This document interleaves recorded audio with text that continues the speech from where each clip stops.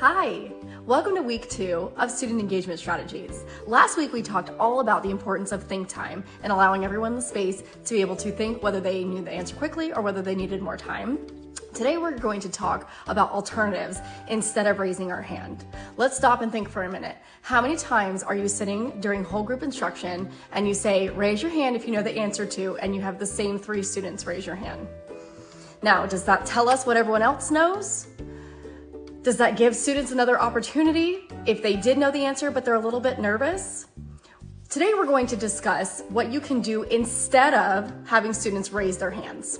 No longer do we need to have students raise their hand to answer a question. Instead, I'm going to share a ton of different strategies that are easy to implement and can be used instead of students raising their hand. Not only do we want to engage all students, but we want to move the cognitive load from either us, a couple students, to everyone in the whole class. That was the beauty of Think Time last week. Now with these activities, you're now putting the cognitive load on the entire class and expecting that everyone is going to do the thinking, everyone is going to do the sharing. So here are some of our favorites that are easy and engaging. Whiteboards or iPads are a great way, especially during math, if you want to have everyone engaging in the learning. You can bring manipulatives to the carpet so that if kids need manipulatives, they have access to those, and everyone is participating, everyone's answering the questions. If you don't want to have tools on the carpet, some easy ways to get students thinking, engaging, and moving is by having stand up, sit down. If you think the answer is blank, stand up. Or if you think the answer is blank, sit down. So you're giving students the opportunity to get movement in. You're also giving them choices to show their answer. That's the same thing as thumbs up, thumbs down. You can even add a step further onto that. Find someone who thinks it's this answer and discuss with them. Find someone who sat down instead of stood up and discuss with them. So not only are you getting them thinking, sharing, and moving, but then you're getting them talking about their thinking and how it's okay to disagree if someone has a different answer from us. I also like to change up whether we're working with specific partners versus groups of folks versus maybe we're gonna have a gallery walk. You may have noticed I posted last week about how you can have a gallery walk when you're sharing about main idea. You can have students work in groups together and walk around and discuss their answer. You can also have them have some quiet think time before writing. Post-it notes are super easy and an engaging tool that students love to break out. 4 corners is another great activity to get students moving around the room. You can post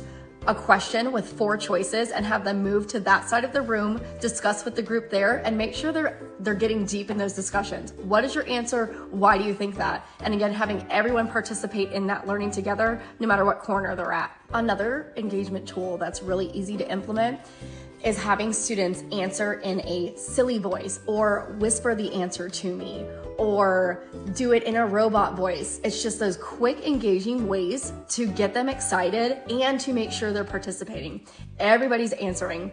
Everybody's using a silly voice. Because if we think about it, when we give the students basically an out, when we're having students raise their hands and we're calling on the same students, this is engaging everyone in the learning and saying that, hey, your voice is important too, your thinking is important too. With that, making sure that you're setting up a safe environment to make mistakes and know that it's okay. A lot of times having open-ended questions so that there is no right answer and they're just sharing their thinking, and it's okay if their thinking is different than someone else's. I also love using interactive anchor charts with students. So for example, we can make a shell of an anchor chart, but then it can be filled in with students, whether we're having students come up and write answers on the anchor chart, whether they're all putting their thinking up there with a sticky note, giving everyone a minute to think about it, go write about it, and then place it up there, and then you can read sticky notes. So that way students have shared their thinking, but maybe they're embarrassed to share out loud, and you can just read their sticky note and you don't have to share who it is. Again, it's getting those different ways to engage everybody's thinking, everybody's voice. Everybody's voice is important, and we want to capture that in any way that we can that makes them feel comfortable. So anytime you can take the learning and turn it into a game for students, who can answer this question the fastest?